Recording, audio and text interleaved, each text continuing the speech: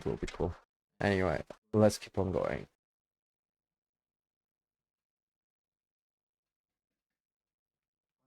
Next on...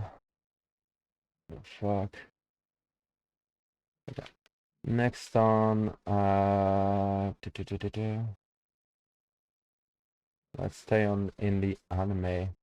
So, Gigak released the new list of what to watch in the fucking anime genre. This last season, I got finally into Apothecary Diary, which is actually fucking cool. I took me some time because I actually needed to finish Arcane, right? But Apothecary Diaries is really cool, free ran, but like this is so far like the only animes that like I got to watch like this season because time and because Arcane too good, because free rent good, and so yeah. Now let's check this out. So what's new in this season? Tell me, I need my recommendation. Spring anime, let's fucking go. I actually need more recommendation. Is either going to go down in history as one of the most exciting seasons of anime in a long time, or will be forgotten in the annals of time as the season of lost potential. Normally when you look at the anime coming out, you see stuff like high-profile, critically acclaimed Shonen Jump adaptation, probably going to slap, sequel to another highly beloved anime. Yeah, this one's going to be popular. Oh yeah, I actually also like started watching oh, is it called where is it? Fucking this thing with like the Yakuza dude. Like Et ça, c'est quoi ça? yeah, can you shit fuck up.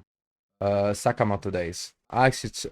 I tried Delicious and Dungeons because of his recommendation, but couldn't like keep on. But like Sakamoto Days and actually Apothecary Diaries is so fucking good. Like this is actually really good.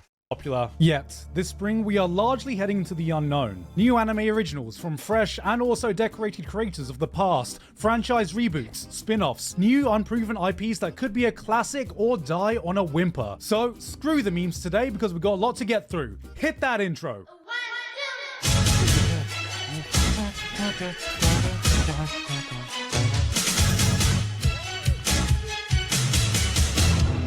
Yes, it's spring 2025, and you know what that means? That's right, it's been one entire year since spring 2024. Oh, you already knew that? Well, how about this then? It's also been almost one entire year since the launch of today's sponsor, the award-winning sci-fi open-world action RPG, Wuthering Waves. That's right, that big one-year milestone is rapidly approaching for Wuthering Waves, and to celebrate, they are launching the first anniversary celebration and the version 2.3 update. 2 new 5-star characters will be joining the game. There's Zani, a badass main DPS character who uses a giant shield that transforms into a Buster Sword. Her main playstyle revolves around parrying, but more importantly, she's a woman in a suit. And who doesn't love women in suits? And Kona, a full-on idol culture-inspired bard girl who even uses rhythm game mechanics in her gameplay. Not to mention, there's also a bunch of new playable content to dive into as well, including the Cube, Cubic, and QB anniversary combat event and the Dreaming Deep Solaris Film Festival roguelike event. And just in case you missed it and needed a reminder, the previous update from just over a month ago added a brand new story chapter, and as someone who just recently played it, I have one word for you.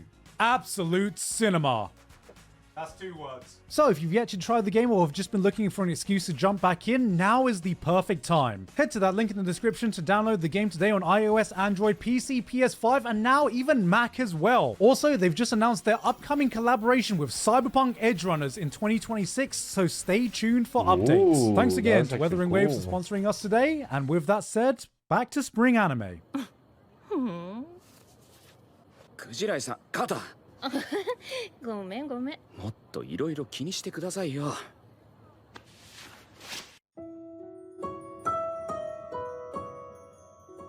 Bro, you see an anime where people kiss and you're just like, is this like an adult anime? Like, am I like what the fuck? Like, is this really an anime? Like, am I watching like something else? Like, it's so fucking insane that like even I am a big fan of romance anime, and I can tell you it's so fucking weird that like you don't see people kiss just fucking kiss at the end of the day. Yeah. No, like I don't know. It's like when I started like watching romance anime, like basically, like uh, I was really young. I basically I basically started watching shonen and shoujos at the same time, right? And I really love shoujos. I really love slice of life. And but the problem is that like people never fucking kiss, never fucking hug, and it's fucking it's really fucking like it's just like unnerving at this point. So when you like is reaction fucking seeing people kiss in an anime is actually legitimate. You see people kiss in anime, you're like, what the fuck is going on, bro? 工藤君って年上に可愛がられるタイプよねって私 Hi, 言ったの Dad? 覚えてる I think I'm pregnant.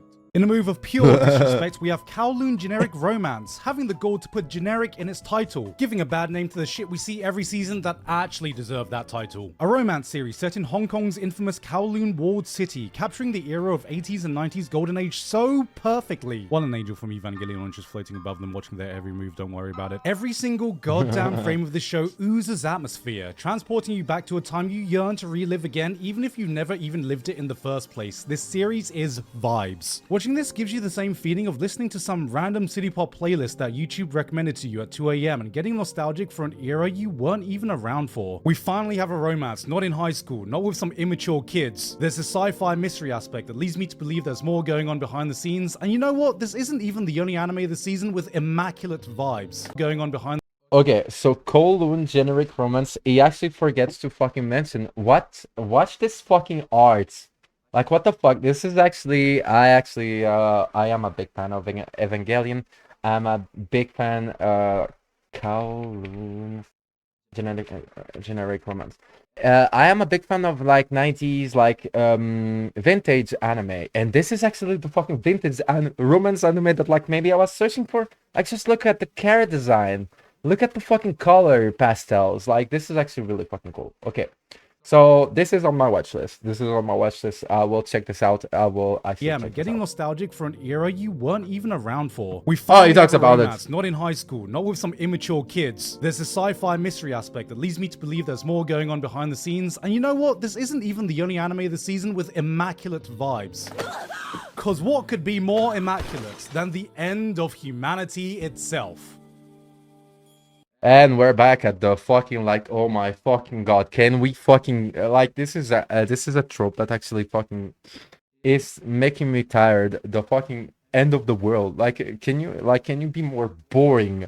Like, can you? That's why Free Reign felt so refreshing. That's why Apothecary Diary feels so refreshing. That's why fucking like a lot of anime that doesn't fucking talk about life or death of everyone basically like is my vibe, because I'm so fucking tired of like being stressed the fuck out, because the world is already like a scary fucking place, right? The world is already like fucking scaring me the fuck out, and I don't need to fucking watch an anime where like people are scared for like even worse, like more scary fucking stuff about their world, while I'm already scared of like the world that I live in. Okay, so that's why like if it's like life or death situation, okay, but like fucking like the world is in peril and stuff like that, I'm so done with it. It became so boring, just like out of my this is not my vibe at all. Damn, I got dark. Yes, it's another anime original coming from Cygames Pictures, and I think I've learned to have a soft spot for cheerful, comfy stories set in a desolate, post-apocalyptic world, because at this point, maybe the idea of the world coming to an end is more comfy than it seems. But also, there's just something about combining upbeat stories with this air of melancholy that I can't help but gravitate towards every time, like a moth flying towards my next existential flame. If, like me, you've been looking for a show that reignites those feelings you got from watching Girls' Last Tour, give this one a go. This is the Nintendo Store announcement. We regret to inform you that there is only one Nintendo Switch 2 left, and it will be selling on a first-come, first-served basis. Thank you for your understanding. Oh no. We got just a handful of sequels this season, like more Windbreaker. Well, did you First talk come, about? first served basis. Oh, it's a We got Switch just too, a handful yeah. of sequels this season, like more Windbreaker, a boy shows about boys being boys doing boy things like fighting, punching each other, forming manly brotherhoods with each other. Why are all the girls watching this? Shoshimin is continuing Aharen along with Sentai Daishikaku. Hopefully this season can capitalize on its premise and not drag us through another 7 episodes of exams we don't care about. Fire Force is entering its final season. I never finished the first one, but every so often I'll come across a clip that makes me want to pick it back up. But that's if the later seasons don't take me out of some of the insane action scenes it's capable of by shoving a boatload of Tamaki's ass in my face every time I'm just slightly immersed.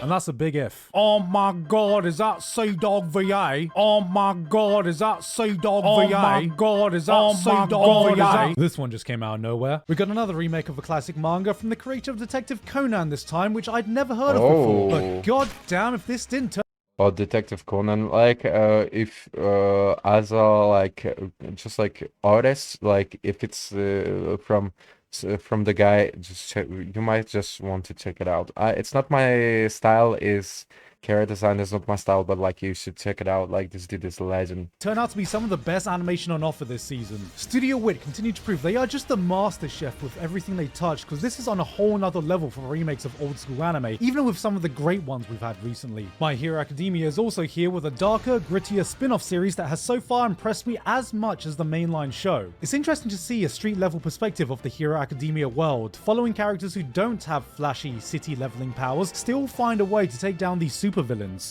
This could be interesting because maybe, at least for me, I won't watch it, but like maybe it can be more interesting because the fate of the world is not not fucking like decided every fucking 15 minutes, and it's not like fucking like in this like psycho balance, you know? You got your friendly neighborhood Sliderman, some idol wannabe whose quirk is to bounce.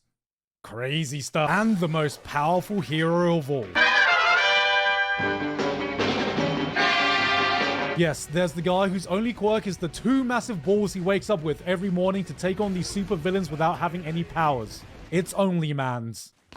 So, did you hear about what's going on? Not really, I don't follow the news. So yeah, well, America's putting up tariffs. Yeah, on who? Canada and Mexico. Wait, I was wrong. It's every country. It's only 10% though. Minimum. But they're gonna wait 90 days. Except China's getting a special tariff. It's 104%. Wait, no, that was a lie. It's 245%. It's always nice to see a light-hearted comedy be one of the most hyped up series this season. Coming from the author of Sket Dance, we have Witch Watch. But with which watch do we watch Witch Watch with? I don't know where I'm going with this. Girl comes back from witch school and has to choose her familiar, a being that will permanently become her manslave, protecting her, serving her, listening to her every whim. If this was an isekai, we'd call this slavery in cursive, and she's chosen her childhood friend, but unfortunately for him, this is the person he's serving. なんだなんだ Yep, she's one of those. This is the type of girl who'd stare at a bottle of orange juice because it said concentrate. But it's the chemistry between the two leads that makes these opening episodes work so well. For the 5 of you that still remember Aho Girl, this is that with more magic and less domestic violence. Lazarus. If there was one show I was excited for before the season started, this one was my pick. It's some dystopian future where all of humanity has got addicted to some miracle drug because it's easily accessible and affordable with no apparent drawbacks except for one. That's revealed by the drug's creator, Dr. Skinner, that anyone who's taken the drug will die approximately 3 years after they first take it. The world falls into chaos, panic ensues, and the Dow Jones drops to the lowest it's ever been in years.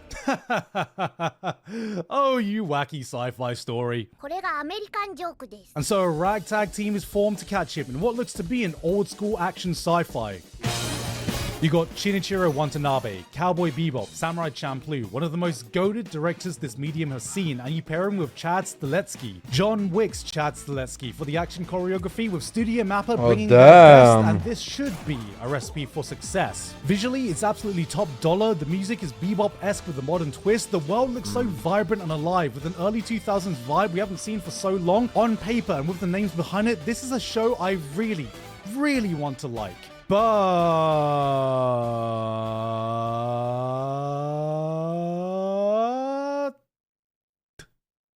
I don't know, guys. something just feels off. Well, we're here to save the world.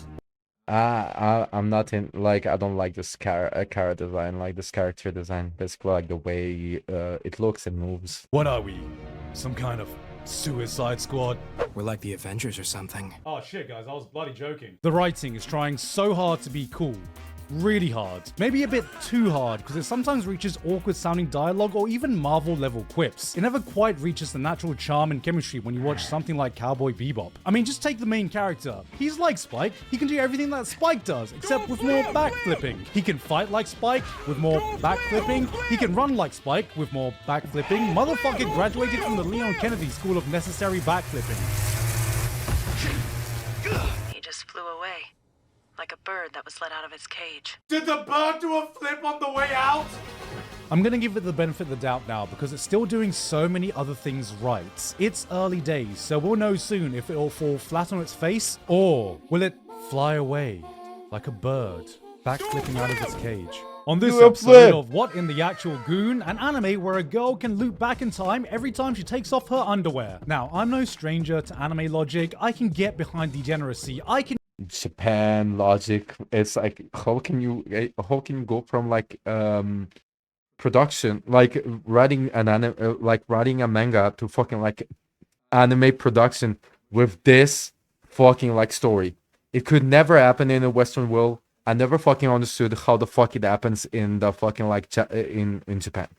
But it gives us, like, it allows for like more creativity, I guess. Can get behind wacky concepts, but you're telling me a silent classroom full of people is not going to notice a guy standing up in eye shot of everyone and walking over to the most popular girl in class only to get on his knees and play around with her underwear while she violently moans. Motherfucker, I couldn't get a coffee in class without getting a snarky comment from the teacher. Meanwhile, bro is up there putting his foot halfway up the stairway to heaven and not a single person is pointing this out. Gigok, it's just a dumb ecchi show. Why are you overthinking this? No, this is still a story based on rules we have to abide by. I can't suspend my disbelief to this. My dick would never forgive me again. We may be degenerates. We may watch shows that appeal to the lowest common denominator, but that doesn't mean we can't goon with standard. Wait, hold on. Crunchyroll actually have the uncensored version on their site?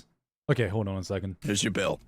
$4.16, pervert. $4.16. Pervert! Who you calling pervert? It's written on the bill! You know what? Forget degenerates, isekai, or fantasy fans. You know who's eating real good this season? Slice of Life fans. We got Eurocamp except they Slice of Life? Okay, like it needs to be really good to be good. Fat fucks because this food looks delicious. There's Eurocamp funded by the Yamanashi Prefecture coming from the author of... Oh, there's some anime girl who finds an expensive hobby traveling around Japan in what I can assume is Oh, there's some anime girl who finds an expensive hobby traveling around Japan in what I can assume is the most elaborate tax write-off for the mangaka making it. Abroad in Japan, girl version? Wait a minute, this is just Abroad in Japan, adorable blue-haired anime girl edition. What the fuck? A ninja and an assassin under one roof. For a deadpan ayaya comedy, this somehow has way better animation than most traditional action shows this season. You know, this spring we just have so much to pick from, and yet even out of all these, there is one anime that I think has more potential above all others. And it isn't even technically an anime. To Be Hero X is the latest high-profile series coming from China, and holy hell did they come here to play. It's been a while since I've been... This is actually cool that like Gigok uses platform to actually talk about Chinese animation. There was like an anime from China as well that is really like, I haven't watched it to be honest, but like it's really cool that he uses platform to promote like Chinese art, like because like there might be something that like might fucking like be for you or be for me. So shout out to you, Gigok. Thank you so much. Been so genuinely awestruck at the production values of an animated series. Okay, that's actually a lie. Since Arcane recently shattered that bar before it, but I did not think it would be so soon till I saw something that could even compete. And To Be Hero X is getting pretty damn close. We got China's version of Tiger and Bunny with a world of hyper-commercialized superheroes. Yes, as you can tell, this looks very similar to Arcane to the point where I had to double check it wasn't by the same studio. But they are just completely flexing by switching up styles on a whim, with multiple animation studios working on this, giving potential for some of the coolest animated sequences I've seen in a very long time. 3D, 2D, all of it blends together in a way that hasn't been attempted since...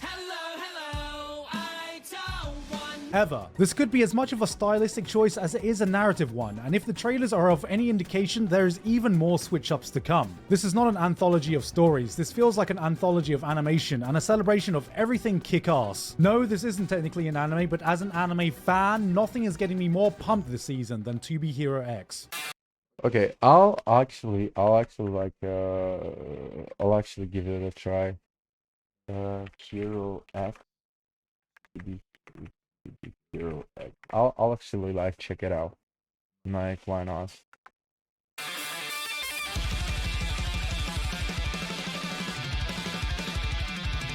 Hey yo, watching the crack? Okay guys, remember last time when I freaked out trying to convince you guys that idol anime and band anime are totally different things? Well, I think I finally realized the massive difference that makes these two genres totally unique. You see,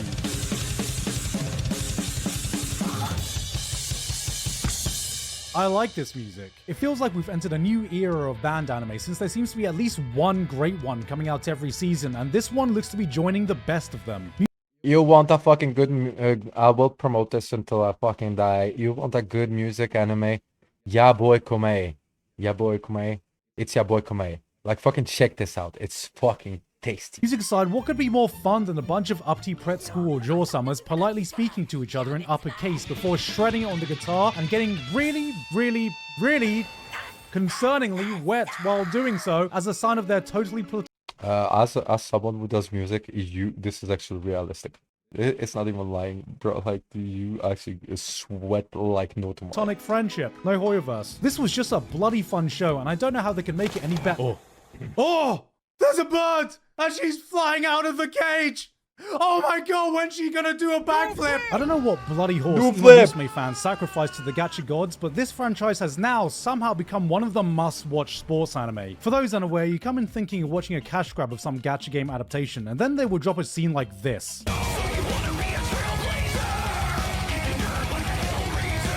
Cygames is one of the few companies that have used their exorbitant gacha earnings for good, with their studio pumping out the highest quality adaptations for all their IPs while also funding exciting anime originals like Apocalypse Hotel. Congratulations, Uma Musume players, you are no longer filthy gacha gamers like the rest of us.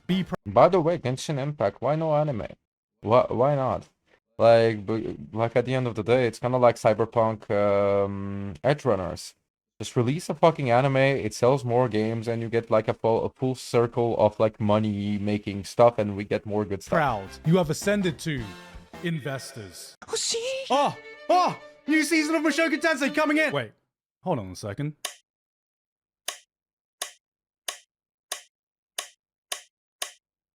What the hell? The beginning after the end. Now, this is a webtoon anime with a story that I've been told rivals Mushoku Tensei's, and well, the only thing coming close to an end is my hope that this is going to get a good adaptation. You know, I got a feel for the beginning after the end fans. If this is the final product they waited for, I can only imagine the first draft of the screenplay went something along the lines of...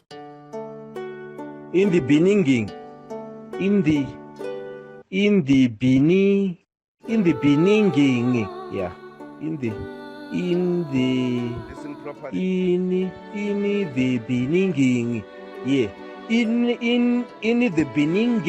Well, now that Gur is graduating, there's got to be some way to get weebs into baseball, and what better way than a cute, smug anime girl who will tease you at every baseball game.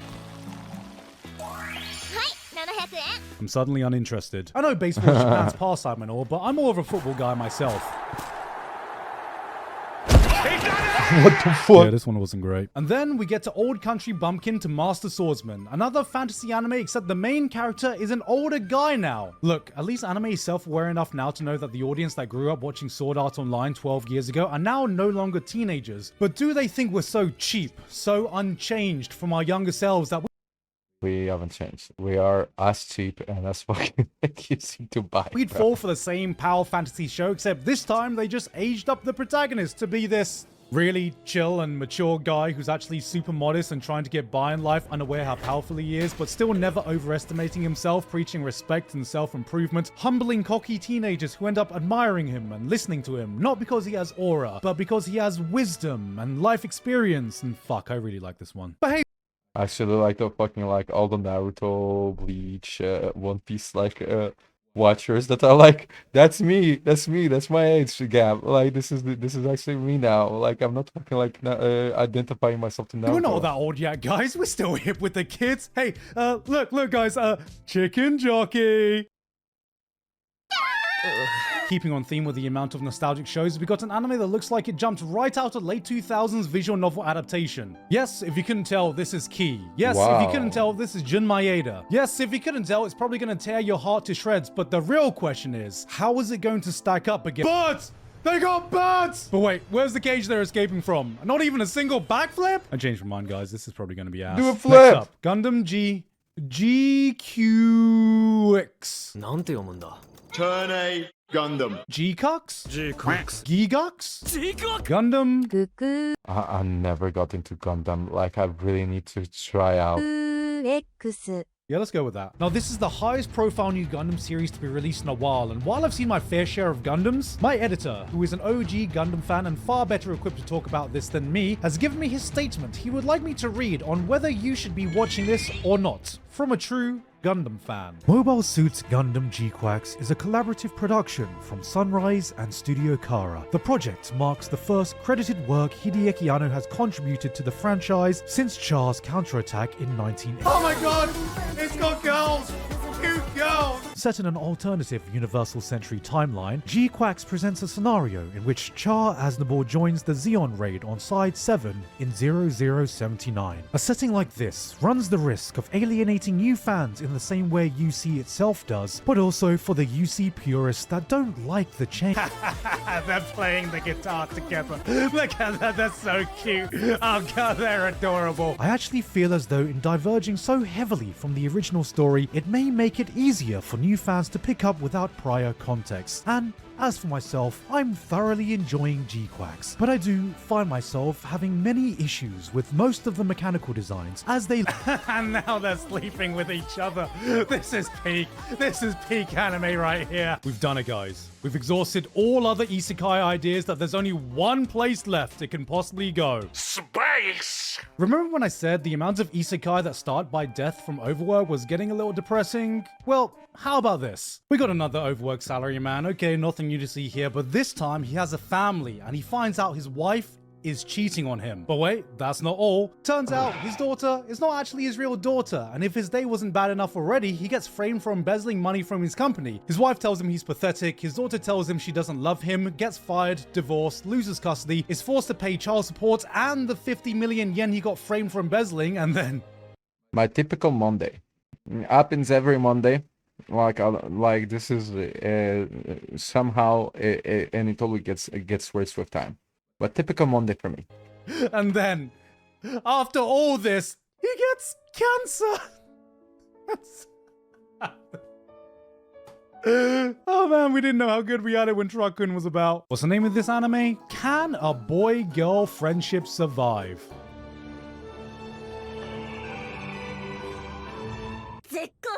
No. This one's an interesting What the concept. fuck? On her 17th Schizophrenia. birthday, an apprentice witch gets told she is cursed and has a year left to live. That is, unless she is able to collect 1,000 tears of joy from people, which will not only save her life, but also grant her immortality. And so she goes on a personal journey to help strangers and bring some genuine happiness to people's lives. Damn, isn't this nice? Isn't this a feel-good series? No. Small brain.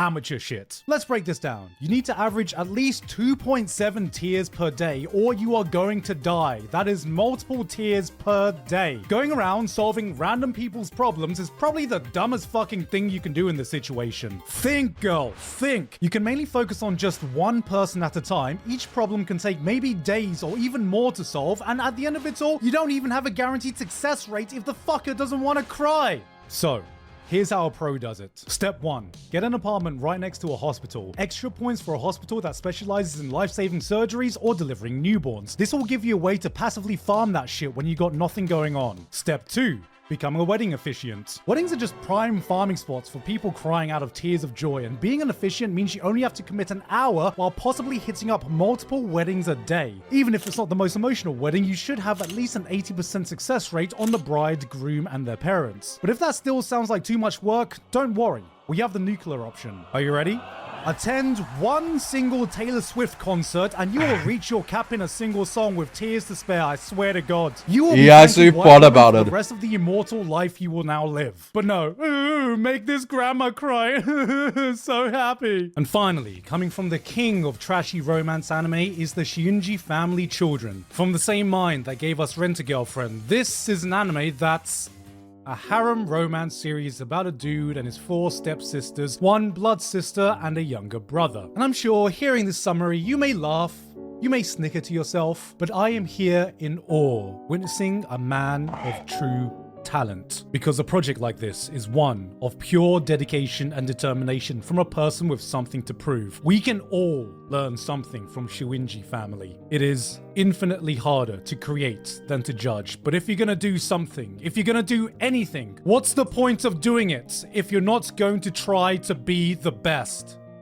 Even if you're the best at being the worst. If one man's trash is another man's treasure, then this man can turn a trash can into a fully operational waste disposal center. Because even if you think you've reached your full potential, be that person who can dig deep and know they have more to give. Who can look at his work on Rent-A-Girlfriend and say, no, we must go lower. Who can look at the amount of sisters in Domestic Girlfriend and say, nay, we must go higher. 1 sister, 2 sisters, how about 5 and a younger brother? Because we are not in the end game yet.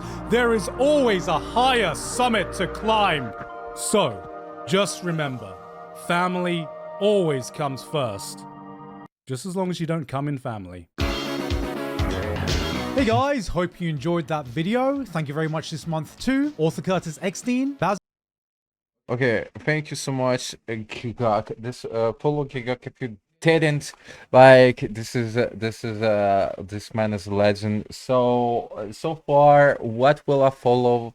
I'll only follow 2: colon generic romance and actually Be Hero X. Like, a lot of things coming up, maybe for you, but like for me, like these are the ones that actually like fucking like make it. But a lot of good stuff. And you know what? If these 2 are actually legit, I'm actually like happy with that. And I have like I still have like other things to watch, so it's fine.